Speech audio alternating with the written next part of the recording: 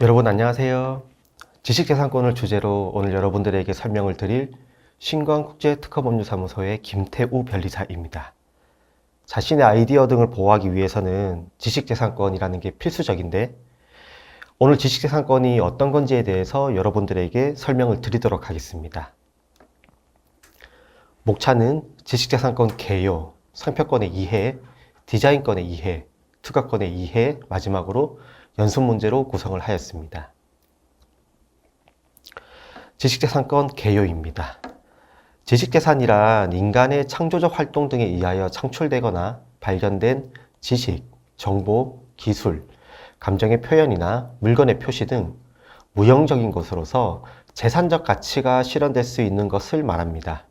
그리고 지식재산권이라고 하는 것은 방금 말씀드린 지식재산에 관한 권리로서 크게 산업재산권, 저작권, 신지식 재산권을 포함하는 무형적 권리를 뜻하는 거고, 오늘 여러분들에게는 지식재산권 중에서 가장 대표적인 산업재산권에 대해서 설명을 드리도록 하겠습니다.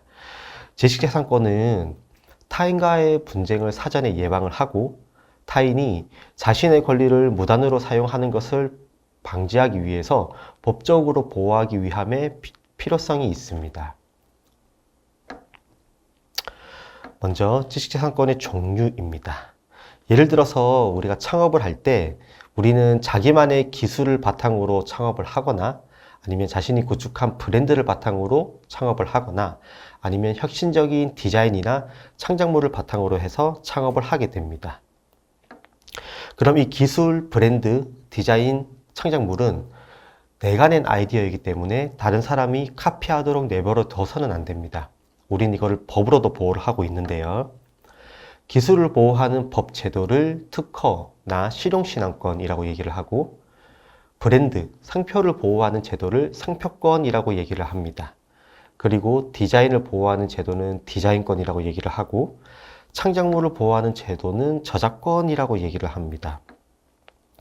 우리는 우리가 개발한 기술, 브랜드, 디자인, 창작물 등을 스스로 보호를 해야 됩니다. 자, 왼쪽에 아이폰이 있습니다. 아이폰은 수많은 지식재산권으로 보호되고 있고, 그 지식재산권의 보호자인, 소유자인 애플만이 제조를 해서 판매를 할 수가 있습니다. 예를 들어서 특허권 혹은 실용신앙권 같은 경우에는 밀어서 잠금 해제 기술과 같이 아이폰에 적용이 된 기술을 의미를 하고, 상표권 같은 경우에는 사과 모양의 로고나 애플, 아이폰, 아이패드와 같은 브랜드를 의미를 하고, 디자인 같은 경우에는 아이폰 자체의 외관, 디자인을 의미를 하고, 저작권 같은 경우에는 아이폰에 설치돼서 구동이 되는 소프트웨어 등을 포함을 합니다. 그럼 여기서 저작권 같은 경우에는 우리가 일상적으로 종종 접하는 거기 때문에 오늘은 설명을 생략을 하고, 앞서 말씀드린 산업재산권, 특허 실용신앙권, 상표권, 디자인권에 대해서 설명을 드리도록 하겠습니다. 그럼 처음 상표권부터 설명을 드리겠습니다. 자, 먼저 상표권입니다. 자, 왼쪽에 신발이 있습니다. 우리가 이 신발을 보고 알 수 있는 게 뭘까요? 이 신발에는 어디에도 누구 건지에 대한 표현이 없지만 우리는 이 중앙의 로고를 보고 이 신발은 나이키 신발이구나 라는 걸 알 수가 있습니다.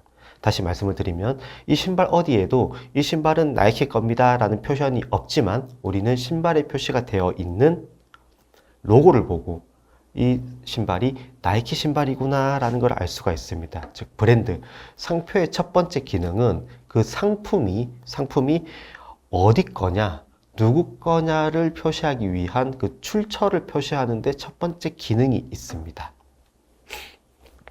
자, 오른쪽에 사진이 있습니다. 우리가 이 사진들을 보고 알 수 있는 정보는 왼쪽의 신발은 나이키 신발이구나 라는 걸 알 수가 있고, 오른쪽 신발은 퓨마 신발이구나 라는 걸 알 수가 있습니다. 우리가 이 상표를 보고 알 수 있는 거는 왼쪽 신발은 표현이 없지만 나이키 신발이라는 걸 알 수가 있고, 오른쪽 신발에도 또한 표현이 없지만 로고를 보고 퓨마 신발이구나 라는 걸 알 수가 있습니다. 즉 상표의 두 번째 기능은 서로 다른 사람의 상품들을 서로 구별할 수 있게 하는, 다시 말씀드리면 내 상품과 다른 사람의 상품, 즉 자타 상품을 구별 혹은 식별하기 위한 기능을 한다라고 보시면 될 것 같습니다. 자, 그리고 이 사진을 보시면 왼쪽에는 퓨마 신발이고 오른쪽에는 퓨마 신발과 같은 유사한 짝퉁이라고 하죠. 우리가 소위 말해서 모방 신발이 있습니다.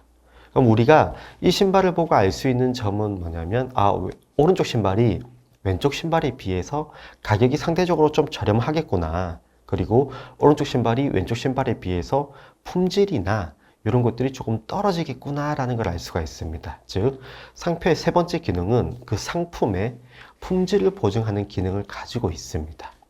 그래서 정리를 하면 상표의 기능, 그러니까 브랜드의 기능은 첫 번째로는 그 상품의 출처를 표시하는 기능이고, 두 번째는 자타 상품, 내 상품과 다른 사람의 상품을 구별하기 위한 기능을 하고, 세 번째는 그 상품의 품질을 보증하기 위한 기능을 합니다. 즉 상표는 상품이라는 것과 뗄래야 뗄 수 없는 관계를 형성을 하고 있습니다. 상표법에서는요, 상표를 자신의 지정 상품을 다른 사람의 지정 상품과 구별하기 위한 표장이다 라고 정의를 하고 있습니다. 그러면 우리가 브랜드를 개발을 하고 난 뒤에 이걸 다른 사람이 사용을 하는 것을 방지하기 위해서 우리가 상표권으로 등록을 받기 위해서는 특허청에 상표 등록 신청을 해야 됩니다. 이렇게 신청하는 행위를 우리가 출원이라는 표현을 씁니다.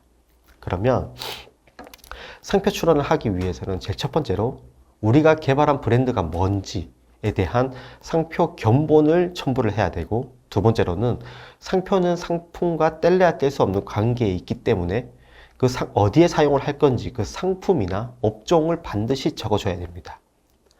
그리고 그 상품이 어떠한 상품류에 속하는지에 대해서도 적어줘야 됩니다.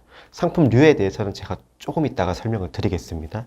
그럼 상표는 우리가 나이키를 예를 들면 로고가 있을 수가 있고 문자가 있을 수가 있고, 문자와 로고가 함께 있는 상표가 도출이 될 수가 있습니다. 우리는 이 세 가지 중에서 모든 걸 다 상표 등록 출원을 하거나 아니면 가장 필요한 것 중에서 하나를 선택을 해서 상표 출원을 할 수가 있습니다.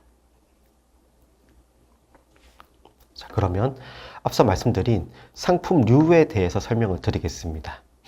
지정 상품이 어떤 상품류에 속하는지 적어야 된다라고 제가 말씀을 드렸는데, 세상에는 수많은 상품들이 있습니다.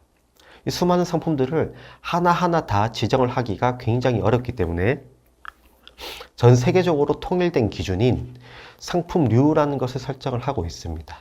상품류라고 하는 것은 우리나라 기준인 게 아니라 전 세계적으로 통일된 기준이고, 굉장히 수많은 상품과 업종들을 공통된 특징을 가지는 분류로 분류해 놓은 것을 상품류라고 합니다.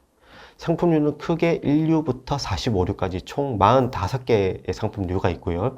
그 중에 상품, 즉 물건에 관한 것은 34개, 그리고 업종에 관한 것은 35류부터 45류로 규정이 되어 있습니다.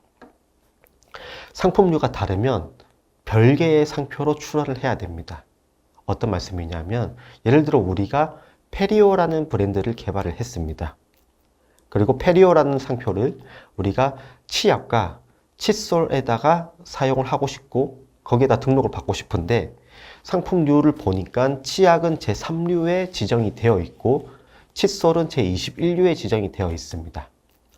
이런 경우에 내가 치약과 칫솔 둘 다 상표권을 권리화 하고 싶다 라고 하는 경우에는 상표 등록 출원서에 치약과 칫솔을 적어야 되는데, 치약은 제3류에 해당되기 때문에 제3류를 표시를 해줘야 되고, 칫솔은 제21류에 해당되기 때문에 21류를 표시를 해줘야 됩니다.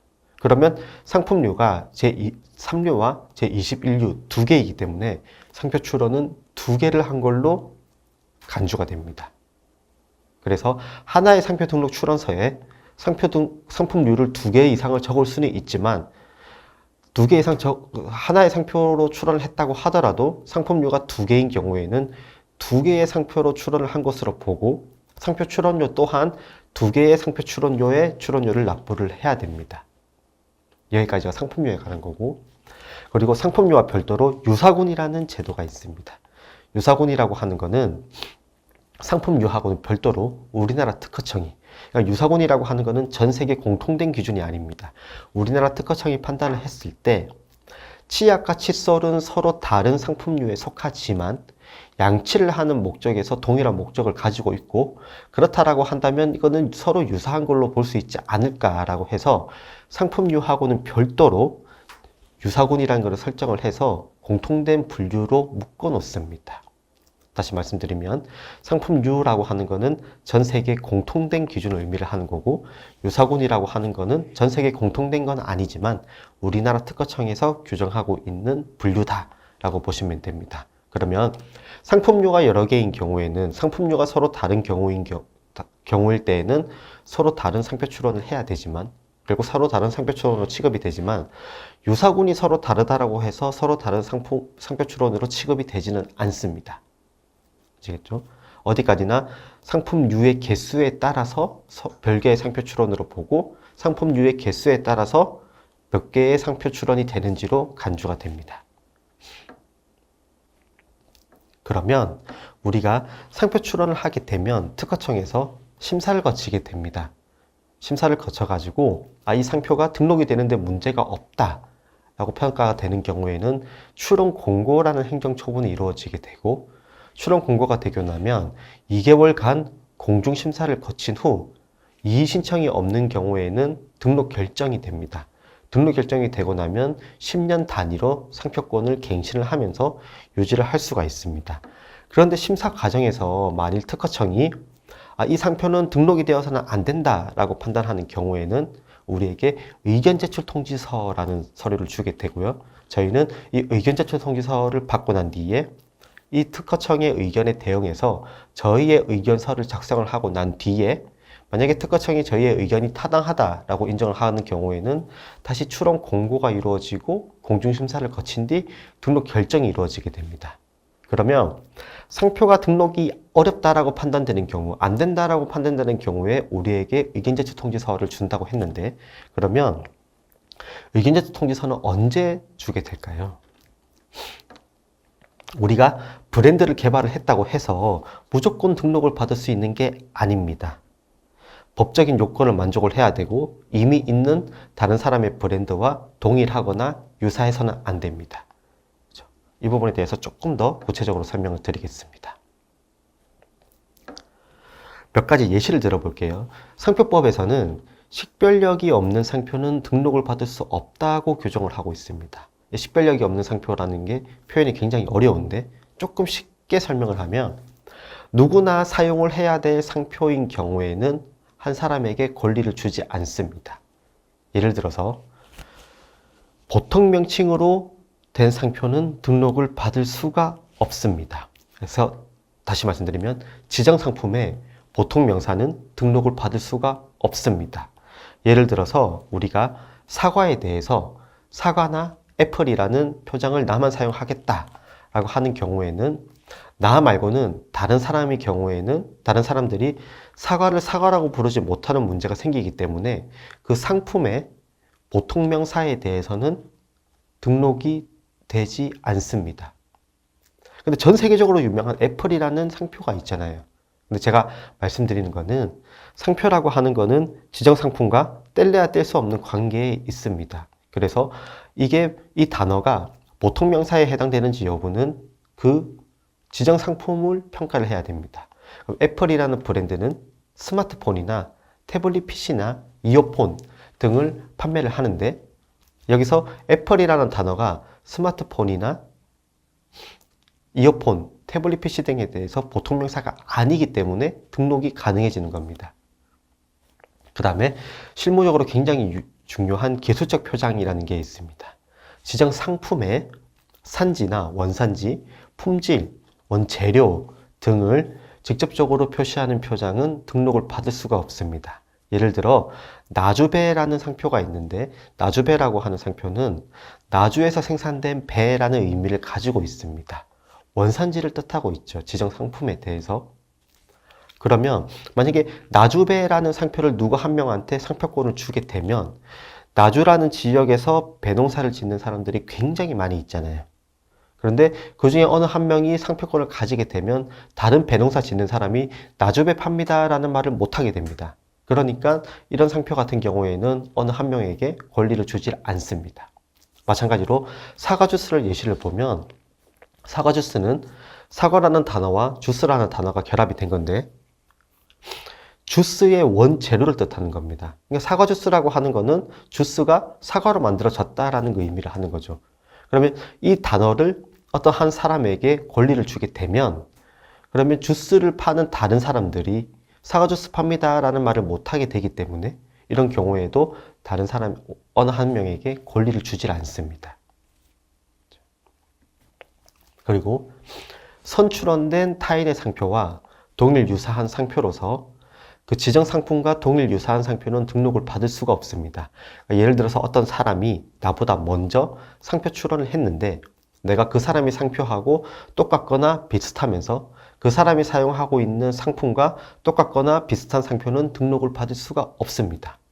예를 들어 왼쪽에 보시면 상표 로지텍을 지정 상품을 마우스에 대해서 출원을 했습니다. 즉 내가 마우스라는 상품에 대해서 로지텍이라는 상표를 사용을 하겠다라고 어떤 사람이 먼저 출원을 했습니다.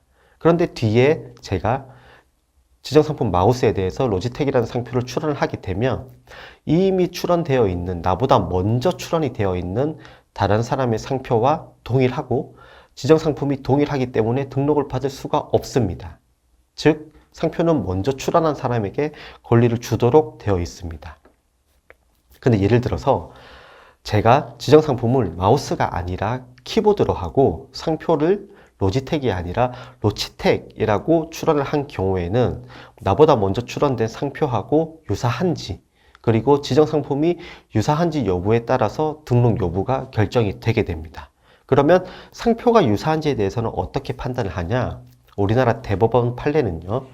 상표의 유사 여부는 그 상표 양 이미지의 외관과 호칭, 관념을 객관적, 전체적, 이격적으로 관찰을 해서 그 상품의 출처에 관해서 오인 혼동을 일으키게 할 우려가 있는지 여부에 따라서 판단을 합니다. 그러면 상품 출처에 오인, 혼동의 우려가 있으면 유사한 것으로 판단을 하는 것이 원칙이지만 만약에 외관, 칭호, 관념 중에서 어느 하나가 유사하다고 하더라도 출처의 오인, 혼동을 피할 수가 있으면 유사하지 않은 걸로 봅니다. 그리고 문자 상표인 경우에는 호칭의 여부가 굉장히 중요하다라고 판시를 하고 있습니다. 지정상품의 유사 판단은 앞서 말씀드린 유사군, 우리나라 특허청은 유사군이 동일한 상품들은 서로 유사한 걸로 보는데 대법원의 판례는 유사군이 동일하다고 해서 반드시 유사한 걸로 보지는 않고 그 상품을 구체적, 개별적으로 따져봐야 된다라고 판시를 하고 있습니다. 자, 다음으로 디자인권에 대해서 설명을 드리겠습니다. 디자인이라는 용어는 굉장히 다양한 의미로 사용이 되지만 디자인 보호법상에서 디자인은 물품의 미적 외관을 의미를 합니다. 그래서 디자인에서는 물품성의 유무가 굉장히 중요합니다. 최근에 가전제품에 색상을 입히는 것이 굉장히 유행입니다. 삼성의 비스포크나 LG의 오브제 컬렉션 등이 대표적입니다. 그럼 우리가 이러한 특유한 디자인을 개발을 했다라고, 그리고 이거는 다른 사람들이 사용하는 것을 방지하고 싶다라고 하는 경우에는 디자인권을 등록을 받아야 되는데, 그럼 뭐가 중요할까요? 디자인권에서는 결국은 그 물품이 어떠한 디자인을 가지고 있냐, 즉 그 물품이 어떻게 생겼는지가 굉장히 중요하게 됩니다. 그래서 우리가 디자인을 등록할 때는 이 디자인이 어떻게 생기는지, 결국 그 물품이 어떠한 디자인을 가지고 있는지를 설명을 해야 되는데, 그 설명을 위해서 반드시 도면을 제출해야 됩니다. 그래서 물품은 대부분 다 입체 형상을 가지고 있기 때문에 기본적으로는 동일한 축척의 육면도와 사시도를 제출해야 됩니다. 오른쪽 화면은 실제 비스포크 인덕션의 디자인이 출원된 도면을 의미를 합니다. 사시도와 육면도가 제출이 되어 있습니다. 근데 물품에 따라서는 입체가 아니라 평면인 경우도 있습니다. 스티커나 포장지 같은 경우에는 평면 물품이게 되고, 평면 같은 경우에는 입체 형상이 아니기 때문에 육면도를 제출할 필요가 없고 평면 도면만 제출을 하면 됩니다. 그럼 만약에 색이 없는 경우에는 색이 흰색인지 투명인지에 대해서만 설명을 하면 되고, 도면의 앞, 뒷면 모두 모양이 있는 경우에는 앞, 뒷면을 다 제출을 하면 되고, 뒷면에는 모양이 없는 그냥 흰색이거나 투명한 경우에는 앞면만 제출을 하면 됩니다. 근데 디자인에서 굉장히 중요한 제도가 하나가 있습니다. 물품의 전체를 디자인을 한 게 아니라 우리가 물품의 일부만 디자인을 한 경우에는 부분 디자인이라는 제도를 이용을 할 수가 있습니다. 이 부분 디자인이라고 하는 것은 물품의 일부에 창작적 가치가 있는 디자인을 의미를 합니다. 많은 기업들이 이 부분 디자인 제도를 이용을 하고 있고, 크록스 혹은 애플 등이 굉장히 대표적입니다. 한편 캐릭터 시장이 성장하고 그 다음에 이모티콘 시장이 성장을 하면서 캐릭터에 대해서 권리화를 하려고 하시는 분들이 많고, 이를 바탕으로 해서 창업을 하시는 분들이 굉장히 많습니다. 그런데 굉장히 아쉽게도 캐릭터 그 자체는 디자인 보호법상에서 물품으로 인정을 하지 않습니다. 왜냐면 그 시각적 이미지 자체로 보고 이거는 물품이 없다라고 규정이 되어 있습니다. 따라서 캐릭터 독자적으로는 디자인 보호법상에서 디자인권으로 등록을 받을 수가 없습니다. 그래서 첫 번째로는 저작권으로 등록을 받아야 됩니다. 근데 내가 이 개발한 캐릭터가 굉장히 중요하기 때문에 저작권뿐만 아니라 내가 디자인권으로도 같이 보호를 하고 싶다라고 하는 경우에는 그 캐릭터에 대해서 물품성을 부여를 해야 됩니다. 따라서 예를 들어서 내가 이 캐릭터를 가지고 젓가락을 만들겠다라고 하는 경우에는 그 캐릭터 이미지 자체만 디자인 등록을 받을 수는 없고, 캐릭터가 입혀진 젓가락의 디자인 자체를 우리가 등록을 받을 수가 있습니다. 디자인권으로 등록을 하려면 결국은 디자인이 적용이 된 물품의 도면을 제출하거나 부분 디자인 제도를 반드시 이용을 해야 되고, 캐릭터 같은 경우에는 디자인 보호법상 물품성으로 인정을 하지 않기 때문에 우리는 반드시 캐릭터를 물품화 시켜야 된다. 근데 만약에 내가 이모티콘을 개발을 했다라고 하는 경우에는 제가 앞서 말씀드린 부분 디자인이라는 것을 통해 가지고 우리가 그 캐릭터 이모티콘 자체를 디자인권으로 등록을 받을 수가 있습니다. 다음으로 특허권에 대해 설명을 드리겠습니다. 특허권은 발명을 보호하는 제도입니다. 그리고 발명이라고 하는 것은 자연 법칙을 이용한 기술적 사상의 창작으로서 고도한 것을 말한다라고 정의를 하고 있습니다. 우리가 발명을 했다고 해서 무조건 특허가 등록이 되는 건 아닙니다. 상표하고 디자인처럼 특허도 마찬가지로 등록 요건을 만족을 해야 되는데, 등록 요건에는 굉장히 많은 것이 있지만 그 중에 대표적인 게 신규성과 진보성이라는 요건이 있습니다. 신규성은 내가 특허 출원, 특허 신청을 하기 전에 이미 있는 기술과 동일하지 않을 것, 결국 새로운 것이어야 된다라는 것을 요구를 하는 거고, 진보성이라고 하는 것은 기존에 있는 기술로부터 통상의 지식을 가진 사람이 쉽게 발명해낼 수 없는 것이어야 된다라고 규정을 하고 있습니다. 특허 신청을 하기 위해서는 특허 출원서와 명세서를 제출해야 되는데, 특허 출원서는 말 그대로 신청 서류를 의미를 하는 거고, 명세서는 내 발명의 기술 내용을 상세하게 적은 서류를 의미를 합니다. 반드시 이 두 가지의 서류가 제출이 돼야 됩니다. 그러면 우리가 기존에 원형 연필이 있는 경우에 우리가 똑같이 원형 연필을 특허 출원을 했다라고 가정을 해보겠습니다. 그러면 특허청은 이 두 개를 비교했을 때 이미 특허 출원 전에 있는 똑같은 기술과 이미 있는 기술과 동일한 기술이기 때문에 신규성이 없다, 새롭지 않다라고 해서 특허 등록을 안 시켜줍니다. 특허가 거절이 됩니다. 그럼 예를 들어 원형의 연필이 있습니다. 그런데 우리가 이 연필을 개량을 해서 연필 뒤에 지우개를 붙이고 연필의 단면을 육각형으로 했습니다. 그럼 이런 경우에는 어떻게 판단이 되느냐? 두 개를 비교를 하니까 지우개가 있고 없고, 그리고 원형이냐 육각형이냐에 따라서 차이점이 있네요. 그러면 일단 기존 기술과는 다르니까 신규성이 있는 것으로 평가를 하고, 즉 새로운 기술인 것으로 평가를 하고, 그 다음에 판단하는 기준이 뭐냐 하면, 그러면 원형의 이 연필로부터 지우개를 붙인 육각형의 연필을 쉽게 만들어낼 수 있느냐 없느냐를 평가를 합니다. 쉽게 만들어낼 수 있으면 진보성이 없어서 거절이 되고, 쉽게 만들어낼 수 없으면 진보성이 있기 때문에 특허가 등록이 되는 겁니다. 그리고 중요한 제도로서 신규성 의제라는 게 있습니다. 특허는 내가 특허 출원하기 전에 이미 공개된 기술과 동일하냐 동일하지 않냐를 따진다고 말씀을 드렸습니다. 근데 여기서 동일하냐 동일하지 않냐는 내 것도 포함을 합니다. 어떤 말씀이냐면, 특허 출원하기 전에 내가 이미 먼저 공개를 시킨 경우에는 아무리 내 거라고 하더라도 기존 기술이 되는 거고, 기존에 있는 기술과 동일하기 때문에 특허 등록이 안 됩니다. 요즘 SNS가 굉장히 많이 발달을 하고, 그다음 오픈마켓이나 박람회 등이 굉장히 많이 발달되어 있기 때문에 사람들이 특허 출원을 하기 전에 자신의 발명, 아이디어를 인스타그램에 올리거나 페이스북에 올리거나 아니면 먼저 판매를 하거나 그런 경우가 많습니다.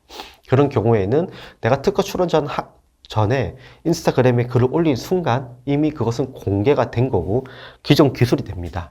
따라서 등록을 받을 수 없게 되는 문제점이 생길 수가 있습니다.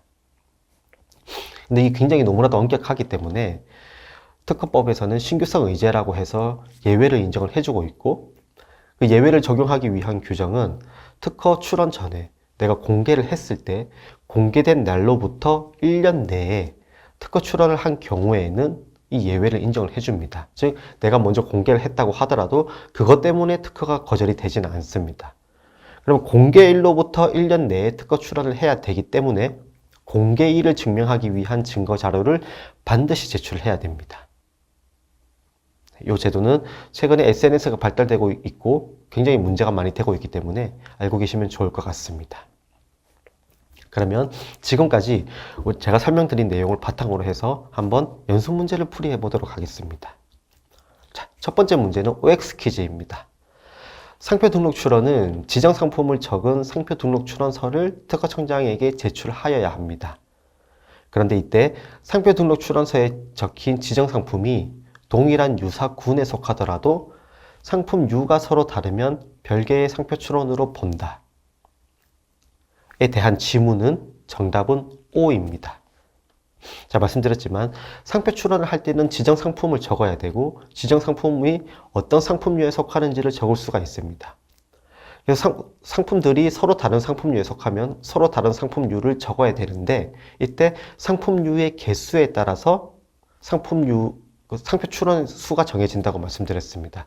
그래서 앞서 말씀드린 것처럼 페리오를 치약과 칫솔에 출원을 할 건데 치약과 칫솔이 각각 3류와 21류이기 때문에 상품류가 2개가 되고 2개인 경우에는 동일한 상표 등록 출원서에 출원을 했다고 하더라도 별개의 상표 출원으로 보고 2개의 상표 출원료를 납부를 해야 됩니다. 자, 거란에 들어갈 말은 무엇인가? 두 번째 문제입니다. 특허 출원이 등록 결정이 되기 위해서는 특허 등록 요건을 충족하여야 됩니다. 특허 등록 요건에는 특허 출원 전 공개된 기술과 동일하지 않을 것을 요구하는 신규성과 특허 출원 전 그 발명이 속하는 기술 분야에서 통상의 지식을 가진 사람이 출원 전 공개된 발명에 의해서 쉽게 발명할 수 없는 어떠어떠한 요건이 포함됩니다. 여기서 정답은 진보성입니다. 특허법은 기존 기술과 동일하지 않아야 된다, 새로워야 된다 라고 하는 신규성과 기존에 있는 기술로부터 쉽게 만들어낼 수 없어야 된다 라고 하는 진보성을 만족해야 됩니다. 세 번째 문제입니다.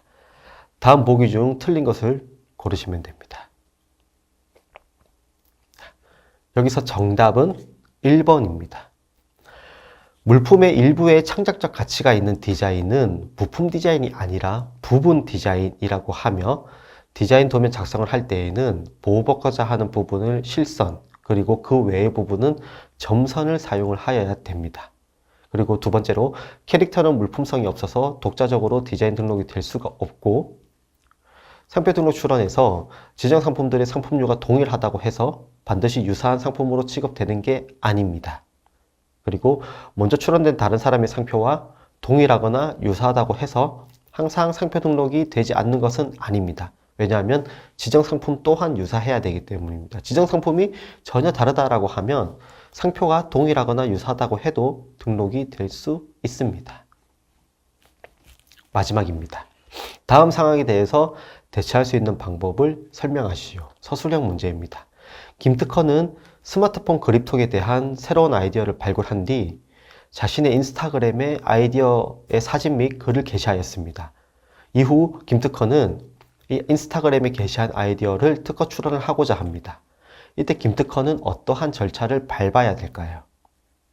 정답은 김특허는 인스타그램에 글을 게시한 날로부터 1년 내에 특허 출원을 하면서 신규성 의제 취지를 기재한 뒤 내가 인스타그램에 글을 올린 날로부터 1년 내에 특허 출원을 한 것이다 라는 것을 증명할 수 있는 서류를 제출해야 됩니다.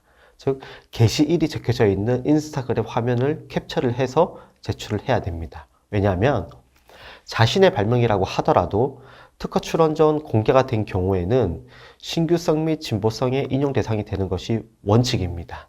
다만 자신이 공개한 경우에는 예외를 인정을 하고 있고 그 제도를 신규성 의제 제도라고 강약상 설명을 하는데, 신규성 의제 제도를 우리가 적용을 받기 위해서는 제일 처음 공지한 날, 즉 공개한 날로부터 1년 내에 상표 출원을, 특허 출원을 하여야 하고, 그리고 신규성 의제 취지를 기재를 하여야 됩니다. 자, 이상 제가 지식재산권의 중요한 내용에 대해서 좀 추려가지고 설명을 드렸습니다. 여러분들에게 많은 도움이 되기를 바라겠습니다. 감사합니다.